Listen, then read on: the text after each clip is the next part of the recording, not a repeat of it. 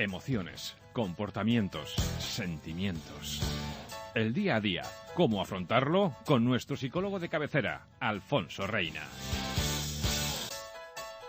La ansiedad y sus diferentes trastornos son protagonistas estos días en nuestro tiempo de psicología en la casa de Inés. Si ustedes hacen memoria, la semana pasada nuestro psicólogo Alfonso Reina nos hablaba de la ansiedad, pero en clave positiva, no como acostumbramos a conocerla, en negativa. De ese mecanismo nos hablaba de nuestro cuerpo que reacciona cuando sentimos peligro. Así nos lo definía lo que significa la ansiedad. Hoy nos vamos a centrar en los diferentes trastornos que hay de ansiedad y vamos a hablar sobre todo de las fobias. Alfonso Reina, psicólogo, ¿qué tal? Muy buenos días. Muy buenos días, Inés. Las fobias, caray, eso positivo no es, bueno tampoco. Bueno, realmente las fobias es algo muy frecuente y muy habitual entre las personas. Seguramente si le preguntáramos a la gran mayoría de gente si tienen algún tipo de miedo específico a algo, casi todo el mundo tiene alguna pequeña fobia, o otras personas tienen fobias mucho más intensas.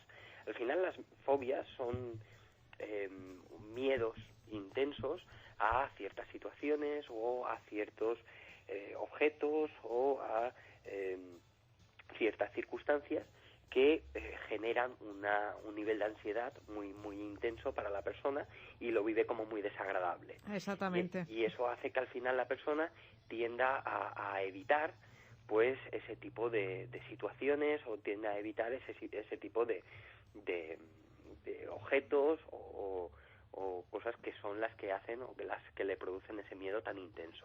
La fobia a volar es una de las fobias que más conocemos, ¿no? Cuánta gente hay que cuando se tiene que subir a un avión se tiene que preparar. Yo tengo un compañero que cuando tiene que subirse a un avión se lo tiene que pensar mucho, casi se lo tiene que trabajar meses antes. Claro, mira, eso es muy curioso. Normalmente las personas que tienen algún tipo de fobia reaccionan de dos maneras, ¿vale?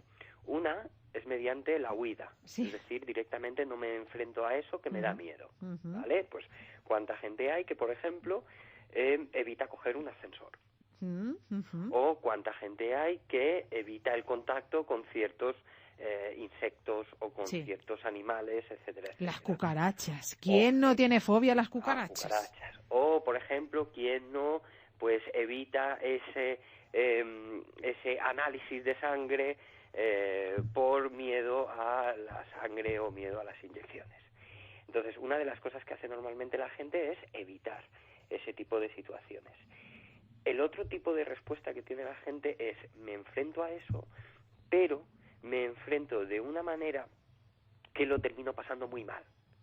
Con lo cual, al final, las dos tipos de respuestas, tanto si evito eso que me da miedo como si me enfrento, pero me enfrento de una forma desagradable, lo que hacen es que no disminuyen ese miedo, sino que probablemente lo que hacen es que todavía lo están aumentando más. Claro, la situación contraria. Exacto, entonces si el objetivo a lo mejor sería quitar o eliminar un poco ese miedo enfrentándome a esa situación, claro, también depende de la manera que me enfrente. Si me enfrento a ello pasándolo muy mal y de una forma muy desagradable, probablemente ese miedo no desaparezca, sino que ese miedo pues cada vez se estará incrementando o se irá haciendo más grande. ¿Por qué tenemos fobias, Alfonso? Porque claro, unos tienen más grande fobia, o tienen fobias pues más preocupantes, otros pues tienen esas pequeñas fobias, ¿no? Pero ¿esto por qué lo tenemos? Es como si tuvieras un miedo o a enfrentarnos a algo, a lo mejor digo yo, por una situación vivida de que nos puede venir de pequeñines, o otras personas no han tenido ninguna situación traumática y tienen una fobia pues a conducir, a subir a un avión, a según qué tipo de animales o a X circunstancias. Sí, es muy curioso. Esto es algo muy personal, ¿eh? No podemos decir no podemos no hay un denominador común, ¿no? De que las fobias se adquieren de una determinada manera. Sí que es verdad que hay ciertas fobias o ciertos miedos que son como muy evolutivos. Es decir, por ejemplo, a ciertos animales hay como un cierto, no tanto un cierto miedo, sino como un cierto rechazo pues a lo mejor porque pueden llevar algún tipo de enfermedades, etcétera, etcétera. Esto también es algo muy cultural. Es decir, que si desde pequeñito te inculcan o desde pequeñito nos dicen que según qué animales, como pueden ser las ratas, o según qué animales, como pueden ser las cucarachas, etcétera, etcétera, pues son portadoras de enfermedades y te pueden picar y etcétera, etcétera, claro, ya desde pequeñito ya te están metiendo un poco este miedo. Ya bajo miedo, claro. Exacto. Luego también es verdad que muchos de los miedos se adquieren por aprendizaje.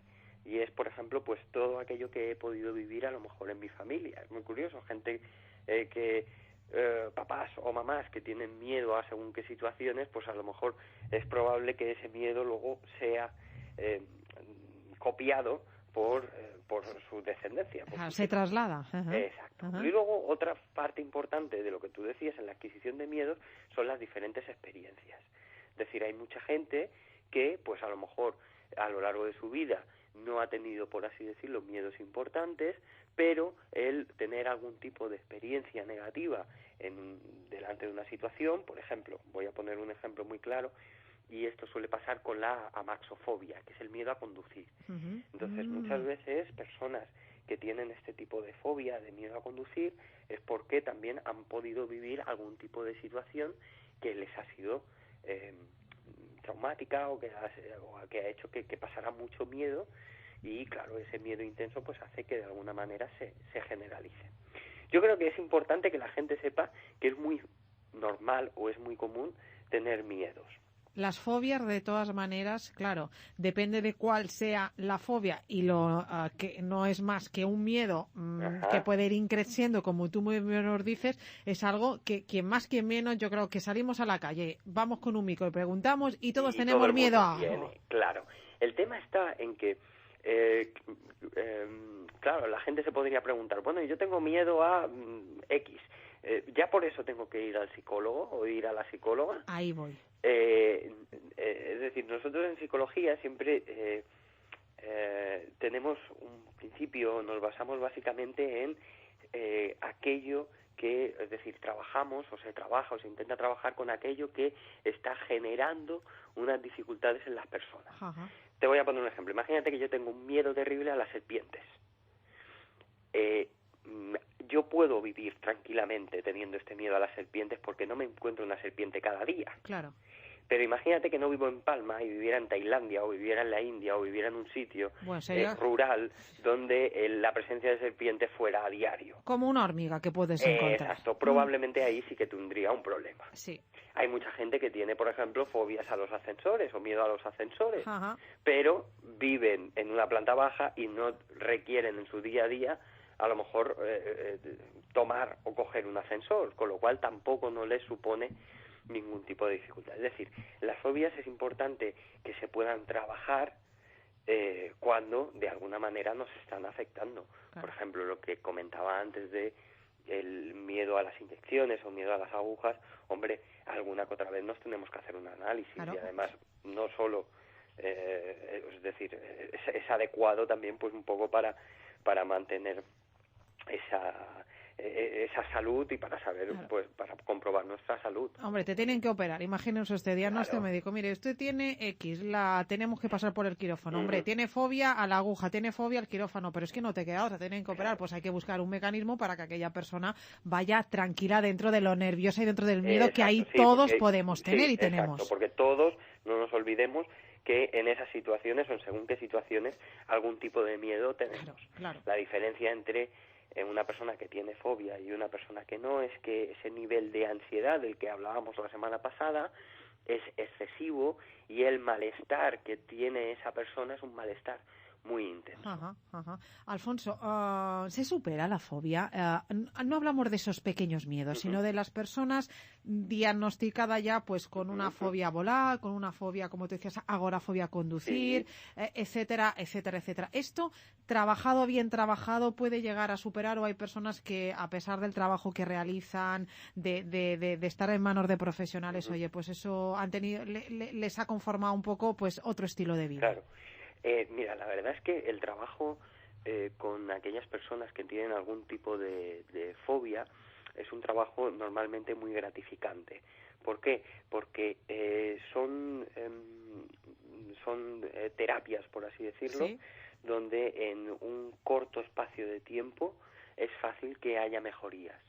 Eso no significa que una persona que a lo mejor tiene pánico a las cucarachas vaya a tener en su casa como mascotas cucarachas, pero sí que va a hacer que ese miedo intenso que probablemente tenía antes, que no le permitía ni siquiera que se acercaran a ella, que ya ese miedo no sea o no tenga tal intensidad. Ajá. Es decir, normalmente suele haber bastante éxito terapéutico con las diferentes fobias. También es verdad que los tratamientos son diferentes según el tipo de fobia que sea, también depende del número de años que lleve esa persona con ese tipo de fobia, la manera en que se ha adquirido esa fobia, es decir, luego hay toda una serie de variables que pueden afectar a que la terapia funcione mejor o peor, pero en líneas generales suelen ser casos que tienen muy buen pronóstico. Más mujeres, más hombres, yo no sé si hay un mismo denominador común, cada caso es especial. Al final, claro, si tú vas a la literatura muchas veces te dirán que es más frecuente en mujeres. Sí, pero eso había leído yo. Es verdad que cuando hacen los estudios,